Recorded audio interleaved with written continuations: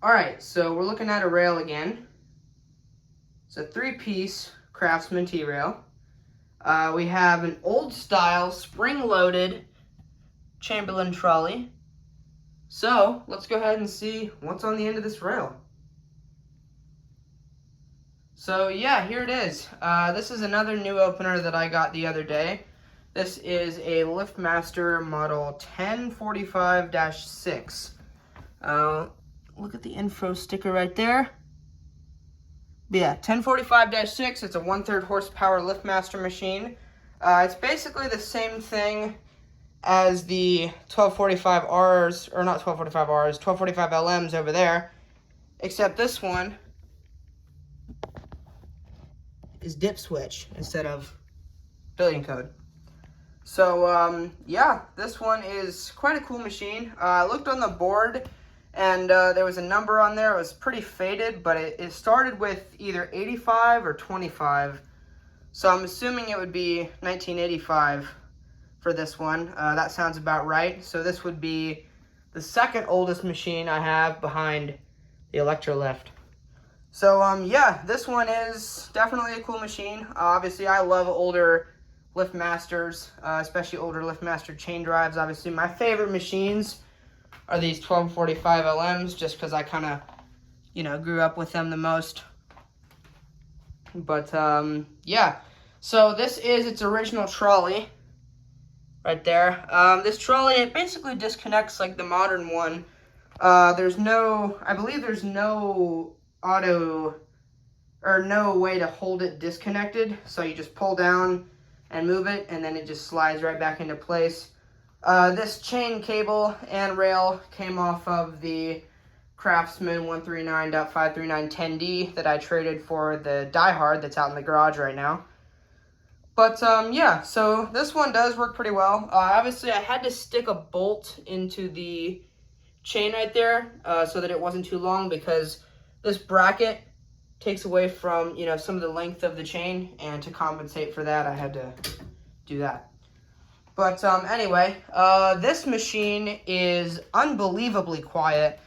This might be the quietest chain drive that I have out of any of these over there. I'm trying to think if there's one that would be quieter. I don't know. The Build Mark might be quieter, but except this one, the light lens vibrates a bunch. But I don't know. This one is super quiet. It does work with a lighted button, so I just put the button from one of the 1245s on this as well. So yeah, when I got this one, the main limit drive in the middle, like you have your two contacts and then you have one in the middle that rides up. That middle one had popped off, so it couldn't read its limits. So I just had to take it apart, pop that back in, and then it was good to go. The light socket on this one was also extremely corroded. So this light socket I stole off of that 1255R I showed a while back that I'm saving for parts. I tried to get some of the corrosion off. It just didn't want to come off, and I didn't want to deal with it. So I just stole that other light socket, and it works perfectly fine. When I first got this one, it sounded a little scratchy. The gear is not in perfect shape, but I mean, the teeth are still there. It was starting to kind of shed some gear flakes at the very edge of the gear, but it still works. I put a lot of grease on the gear and on all the bearings, and it really made a big difference. So yeah, I guess let's go ahead and run this. We'll run it with the Chamberlain button, and here we go.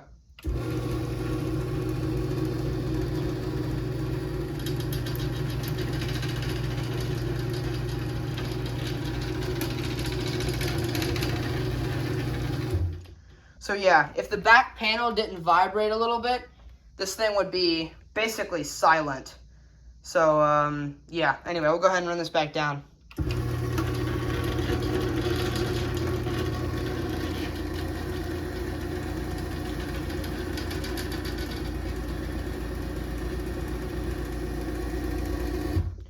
Obviously, there's a little bit of chain noise that's kind of bound to happen, but yeah, I don't know if my chain is too tight or something. No, that's about right. But anyway. So, yeah, I don't have a remote that will work with this. Obviously, it's dip switch. I'm not even sure if the board or if the logic board's good in this thing. I just don't have a remote to test that on. So, I might need to buy another dip switch remote, or maybe the whatever that universal remote is out of my grandparents' house. That might work. I don't know. Anyway, we'll go ahead and run this one more time here. Be close up on it.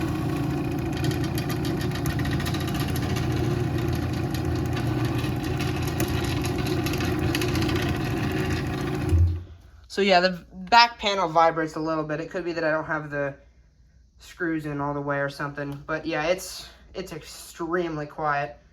So yeah, obviously this one doesn't require sensors. I'm trying to think, let's see. So there's 4 terminals on the back.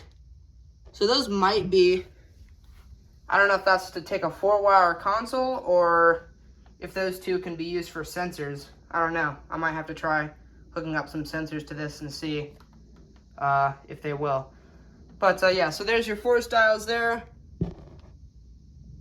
So yeah, the force on this one works perfectly fine. So yeah, we'll go ahead and run this down.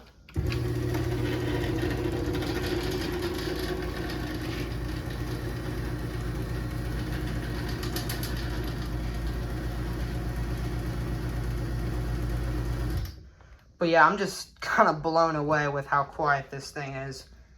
So yeah, this one also does have the older style gear with the smaller holes. So you can actually put an older style sprocket cover on. It goes in this back hole here and comes all the way over to the front. So yeah, also here's the 1265 off the rail. I haven't dug into this one yet to put the gear the correct way, but it does work. I will give this a quick run here.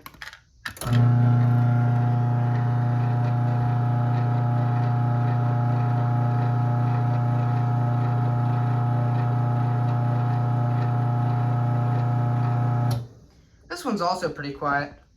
We'll go ahead and run that back down. Actually, we'll just give it a quick sensor check while we're here.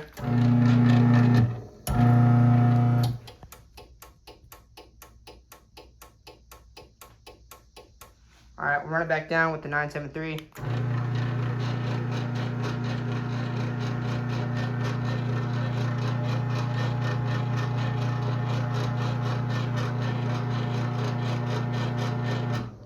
Probably will have to grease the bearings in this one too, but yeah, that is a great machine. I've been looking for a 1265 for a while, so I was really glad to get this one. But yeah, at first I was kind of, debating. I didn't know if I really wanted one of these. I already have 2 1245s. But I'm really glad I took this. It's older. It's from the 80s, so it's an older machine. I don't have a lot of older machines. And this one just happened to be extremely quiet. So yeah, we'll go ahead and run this one more time, and then that'll be it.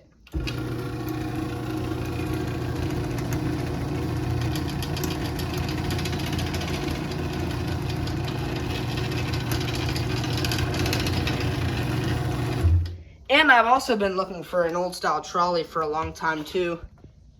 So that's another thing I was really excited to get. I knew I was taking that before I took the opener, but yeah, so this one, obviously spring loaded, so it would be a little more smooth. I probably, if I were to ever put this on my door, for one, I can't leave it up because I don't have any remotes that would work, and the 889 wouldn't work on this. And also, if I were to put this up, I probably wouldn't be using this trolley because I don't really want to have to rig this chain up like I did here on my door. So I probably would just use the modern one, but still, it is a cool thing to have that old style trolley. But yeah, we'll go ahead and run this down one more time, and then that'll be it. Whoops.